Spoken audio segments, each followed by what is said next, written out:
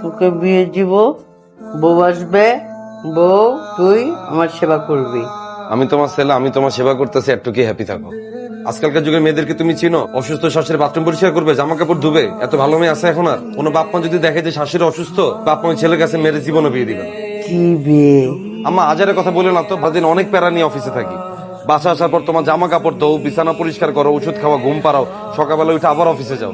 একই লাইফ চলতেছে আম্মা আমার অফিসে কলিগদেরকে আমি দেখি না এক একজন বিয়ে শাদী করে হানিমুন করতে থাইল্যান্ড যাইতেছে, কি সুন্দর লাইফ হতে। আর আমি অফিসে গিয়ে অফিসের কাজ করো, বাসায় এসে বাসার কাজ করো, একই রকম রুটিন আমার।